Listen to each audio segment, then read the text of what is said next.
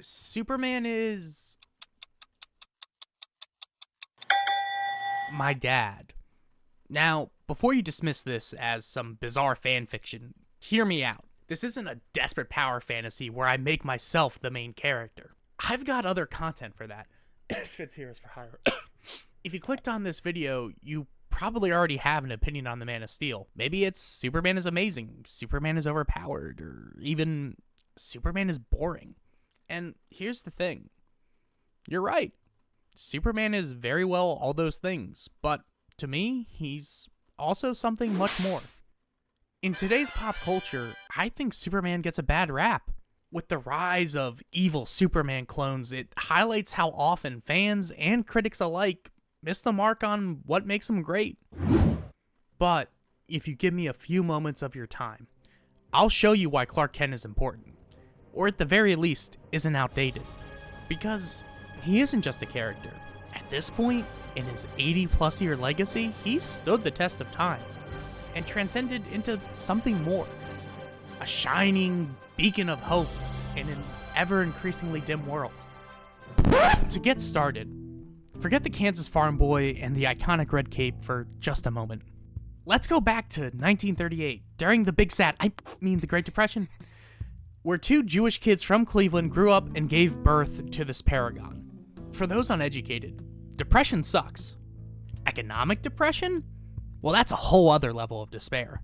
By 1938, the United States was drowning in debt, war loomed in Europe, food was scarce, and uncertainty choked the air. For Jerry Siegel, the world-stopping events around him weren't just national. They were personal. His father's death in a robbery and the anti-Semitism he endured painted a picture of a world teetering on collapse. But in the face of all that darkness, Jerry dared to imagine something radical. A world where hope could fight back, where kindness and strength weren't relics of a forgotten past, but a shining beacon in an unrelenting storm. He gave us a champion for the unheard, a character incorruptible by desire, a heart big enough to encapsulate the world. Get to the fucking point already. He gave us Superman, alright? The video's about Superman, I was trying to be theatrical, my bad.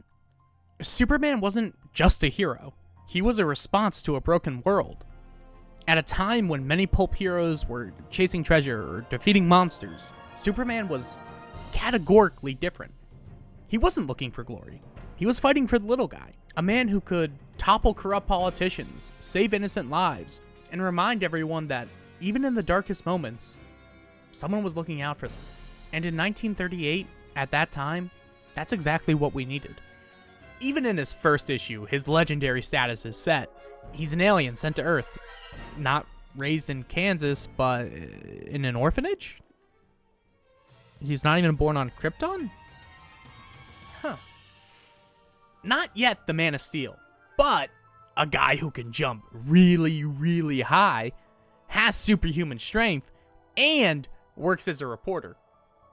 He even has a coworker named Lois, who he's infatuated with, and she does not like him back. Huh. Anyways, in this debut, Superman doesn't just stop a runaway car. He forces a gubernatorial pardon for an innocent convict and tracks down a corrupt senator. The Man of Steel is solving problems on a people scale. Sort of a far cry from the overpowered god among men that some versions want us to see as either Space Jesus or the Destroyer of Worlds. And honestly, I cannot stand the Jesus allegory that's been slapped onto the character. Why do we need Superman to be Jesus? It's like someone looked at two perfectly good characters and said, what if we just ruin both? Superman loses his humanity and Jesus loses his divinity. Fantastic combo. And let's not even touch on the Superman is scary nonsense. Like, if you look up in the sky and see Superman and your first thought is, oh no, I'm scared, then congratulations, you're not looking at Superman. You're looking at a skinwalker in a cape. Or maybe Ultraman accidentally stumbled into the wrong universe and decided to play dress up. Point being, Superman is supposed to be the guy you're relieved to see in the middle of chaos. Not the guy who makes you clutch your pearls and hide under a table. And then there's the Snyder take, which is just... Psst, Beef, you're getting ahead of yourself. Pivot. Okay, look. In this first issue, it's not quite the Superman we know, but this is the foundation for everything he will become. His first stories weren't about fighting aliens or saving the universe from beings that have a hard-on for Earth. They were about stopping domestic abuse, exposing corruption, and protecting the vulnerable from injustice. It was never about what he could do. It was about what he chose to do. A man from a destroyed home trying to help everyone he meets. That's what always made Superman, well, super. Over time, Superman's mythos expanded, and oh, look, pink kryptonite, neat, and expanded, to the point where, if you could imagine it, the writers probably did it. By the golden age of comics, Superman had become almost limitless, which, ironically, limited how people saw him. When a character can do anything, we sometimes forget to ask why they do it in the first place. Today we have Homelander, Omni-Man, and Brightburn. These evil Superman clones have convinced so many people that someone with Superman's powers would inevitably become a tyrant. In a way, the world has become Lex Luthor, cynical, distrusting of power, and always looking for flaws. But Superman challenges that mindset by showing us a better way. Hope feels naive, but the idea of someone using their strength selflessly seems like a fantasy. But that's what makes Superman radical. He's not driven by ego, wealth, or fame. He's driven by compassion. We preemptively judge a character like Superman and banish him to the realm of impossibility. But here's the thing. Homelander was a lab experiment. Omni-Man never lost his home, and the kid from Brightburn, perhaps the closest thing, fails because his parents enabled his behavior, instead of teaching him right from wrong. There is no mistaking the one and only Kal-El, soul-ish survivor of Krypton, raised in rural Kansas by two people who loved him unconditionally, scolded him when needed, and turned him into the Boy Scout we all know and admonish. And honestly, I used to believe he'd be evil too. I hated Superman in high school. He reminded me of the people who picked on me, powerful, unstoppable, and completely out of touch with what it's like to feel powerless. What could he possibly know about struggling, about pain, about despair? To me, Superman wasn't a hero. He just felt like an unintentional joke at the expense of people like me. Instead of inspiring hope, he seemed to celebrate a kind of strength that I would never have. A symbol for those who didn't need him, not for people like me. But I was wrong. These clones reflect a cynical view of humanity, that power corrupts absolutely, and kindness is just a mask for control. But Superman isn't a reflection of what we fear, he's a reminder of what we strive to be. These clones show us what happens when we focus on power without purpose. Superman isn't great because he's invincible, he's great because he chooses to care. It's easy to dismiss Superman as naive or outdated, until you need him. For me, he became a lifeline in my darkest year, on Christmas Day 2021. My dad passed away. He had a heart attack while I was driving, right there in my passenger seat. In that moment, I felt completely and utterly powerless, because there was nothing I could do to save him. I just had to wait for an ambulance on the side of a backwoods street while rubbing his back and telling him it'll be okay. Someone will be here soon to help. Soon wasn't soon enough, and that was the last time I saw my father alive. Grief is a funny thing. It makes you do and believe all sorts of stupid and unrealistic things. Like, you were responsible for someone's death. Superman was my dad's all-time favorite superhero next to the Punisher and Captain America. I never understood why he had Superman at number 1. That was until I actually sat down and got to know the character. What I found was a character who wasn't about being untouchable or perfect. He just showed up no matter what. Like in All-Star Superman, when in his last moments alive, he saves a suicidal girl by simply reminding her that life is worth living.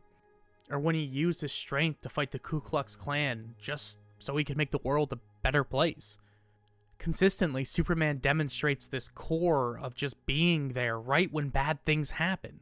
When someone could look up in the sky and see not a bird, not a plane, but someone who could help. My dad wasn't invincible, but he always made me feel like he was. Like Superman, he wasn't about showing off his strength. He was about using it to lift up the people around him.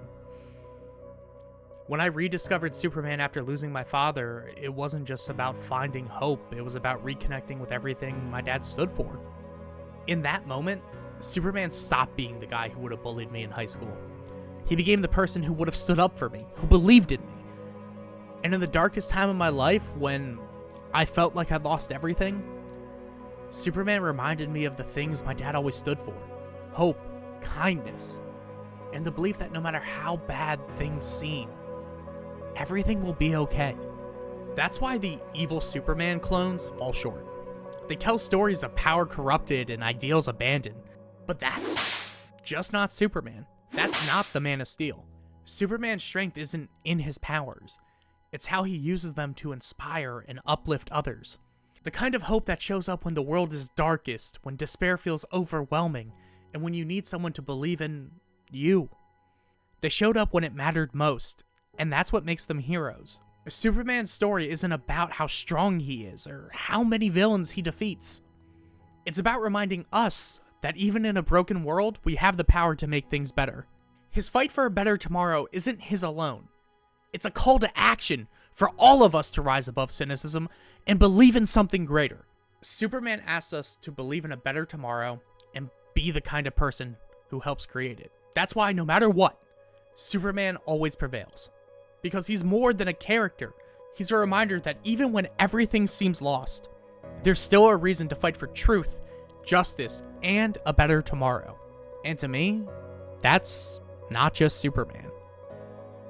That's my dad. Hey guys, passion project or something like that, I guess. But you know, making content's hard. It's not always easy. This was like a very personal thing, and I'm just, if you made it here, thank you. Like, thank you for watching.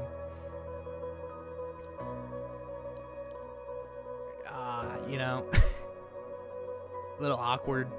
It's like, I want to ask you to like, share, subscribe, that type of thing. I'll word it this way. If you got something out of this, if you felt like you want to show this to your friends that maybe hate Superman or don't get it, have them watch it.